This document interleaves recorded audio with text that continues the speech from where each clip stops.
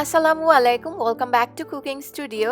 আজকের আয়োজনে আপনাদের জন্য নিয়ে এসেছি ডিম দিয়ে তৈরি মাত্র 10 মিনিটের মতো সময় লাগবে ভিন্ন দুইটি স্বাদে স্যান্ডউইচের রেসিপি। এই স্যান্ডউইচগুলো বাচ্চারা তো খুব পছন্দ করবে, সেই সাথে আপনারাও নিজেদের লাঞ্চে কিংবা চাইলে বিকেলের নাস্তা হিসেবে খেতে পারেন।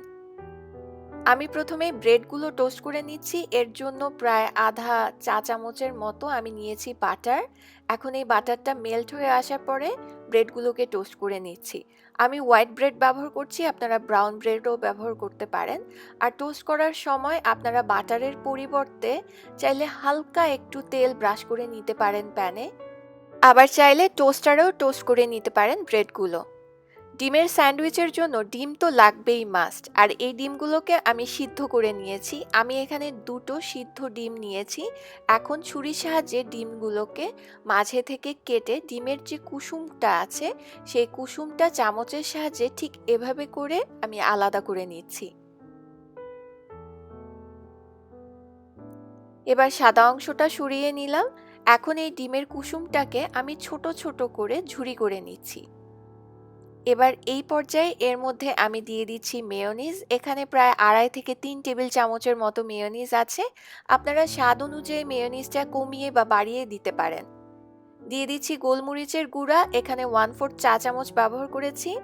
আর আধা চা চামচ পরিমাণ দিয়ে দিচ্ছি মাস্টার্ড সস। মাস্টার্ড সস না থাকলে আপনারা চাইলে এই ক্ষেত্রে যে কোনো টমেটো সস বা টমেটো কেচাপ ব্যবহার করতে পারেন। সব কিছু মিশিয়ে নিয়েছি। এবার ডিমের যে সাদা অংশ আলাদা করে রেখেছিলাম সেগুলোকে আমি ছোট ছোট টুকরো করে দিয়ে দিচ্ছি। এখন এই সব কিছুকে একত্রে মিশিয়ে নিলেই স্যান্ডউইচের স্প্রেডটা রেডি হয়ে যাবে। এবার চলে যাচ্ছি স্যান্ডউইচটা তৈরি করতে। আমি যে ব্রেডগুলোকে টোস্ট করে রেখেছিলাম সেই টোস্ট করা ব্রেড নিয়ে নিলাম। এখন যে স্প্রেডটা তৈরি করলাম ডিমের কুসুম আর সাদা অংশ দিয়ে, সেই স্প্রেডটা নিয়ে নিচ্ছি। এটা আপনার যতটুকু খেতে পছন্দ বা বাচ্চারা যতটুকু খেতে পছন্দ করে তাই বুঝে নিবেন। এরপরে এখানে পাতলা করে কেটে রাখা পেঁয়াজ নিয়েছি। অনেক বাচ্চারাই পেঁয়াজ পছন্দ করে না, সেই ক্ষেত্রে আপনি পেঁয়াজটা বাদও দিতে পারেন। তবে বড়রা তো মাঝে মাঝে দেখা যায় যে কাঁচা পেঁয়াজ খেতে পছন্দ করে, সেই ক্ষেত্রে দিতে পারেন। চাইলে কিন্তু একটু কাঁচামরিচ কুচিও দিতে পারেন যদি সেটা বড়দের জন্য হয়। আর পেঁয়াজ, কাঁচামরিচ বা ধনিয়া পাতা যেটাই ব্যবহার করেন এটা আপনারা স্বাদ অনুযায়ী দিবেন। একটা ডিমের অর্ধেকটা আমি ওপরে দিয়ে দিলাম ঠিক মিডলের দিকে। এখন আরেকটা ব্রেডের টুকরো দিয়ে আমি ঢেকে একটুখানি চেপে দিলাম। এখন ছুরির সাহায্যে কেটে নিলেই এই ডিমের স্যান্ডউইচটা রেডি হয়ে যাবে।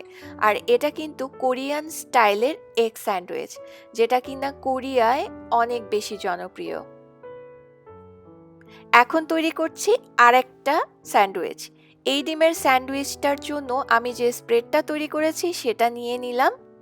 প্রয়োজন মতো নিয়ে নিতে হবে। এবার এখানে শসা আমি পাতলা স্লাইস করে কেটে ঠিক এভাবে করে বিছিয়ে দিয়েছি। একইভাবে আমি টমেটো বিছিয়ে দিচ্ছি। এবার আরেকটা ব্রেডের টুকরো দিয়ে ঢেকে দিয়ে আমি মাঝ বরাবর কেটে নিচ্ছি। আমি এগুলোকে এভাবে করে কেটেছি মিডল থেকে, এতে করে দেখতে সুন্দর লাগবে। আপনারা চাইলে ট্রায়াঙ্গেল শেপেও কাটতে পারেন।